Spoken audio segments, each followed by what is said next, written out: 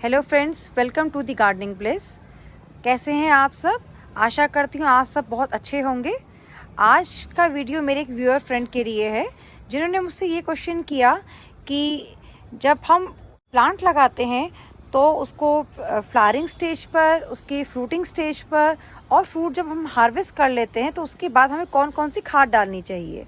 तो हमें समझना ये पड़ेगा कि जो फ्लावरिंग स्टेज और फ्रूटिंग स्टेज होती है वो ऑलमोस्ट सेम होती है। तो इस क्वेश्चन को मैं 3 पार्ट्स में डिवाइड करूंगी।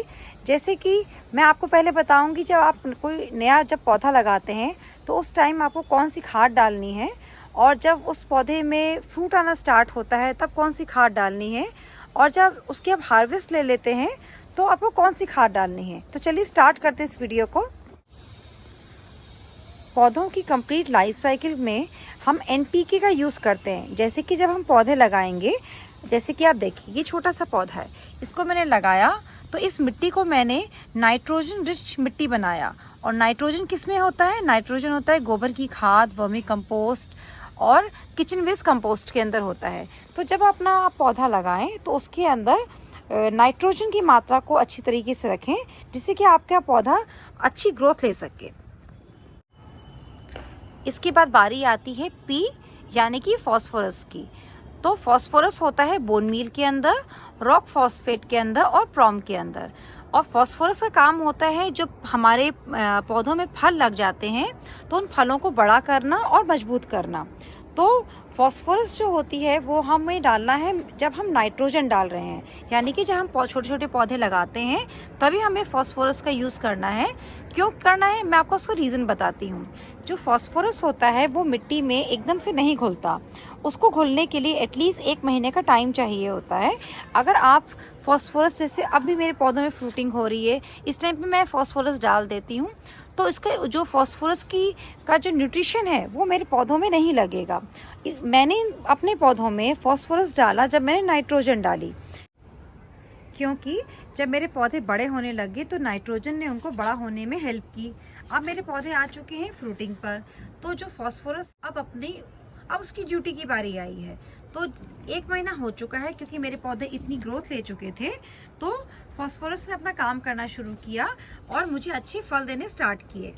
तो शायद आपको मेरी बात समझ में आई होगी कि मैं क्या समझाना चाहती हूँ।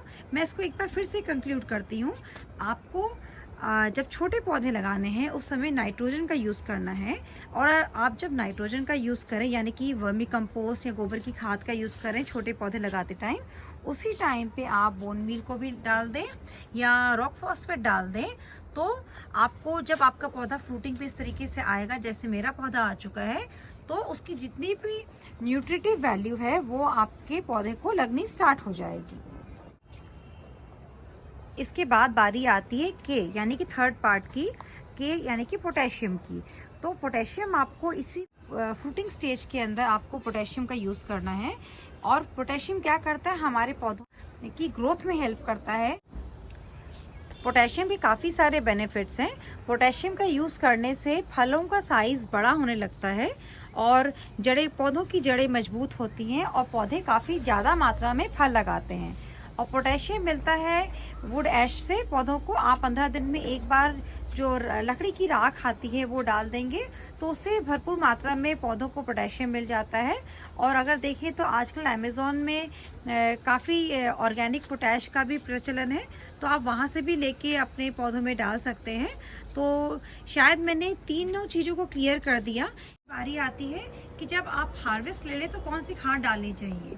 तो डियर फ्रेंड, आप जब अपने पौधों से अपने फ्रूट की हार्वेस्टिंग ले लें तो आपको इस प्रोसेस को फिर से रिपीट करना होगा। आपको अपने छोटे से पौधे के लिए नाइट्रोजन और फॉस्फोरस का यूज़ करना होगा, और उसके बाद आपको उसमें जब फ्रूटिंग स्टार्ट हो जाए तो पोटेशियम डालना होगा, एंड लास्ट में हार्वेस्टिंग के बाद इस प्रोसेस को वापस से रिपीट करना होगा। नए पौधे को लगाने के साथ साथ नाइट्रोजन और फॉस्फोरस का यूज़ करेंगे, देन जो प्रोसेस बताया उसको फॉलो करेंगे।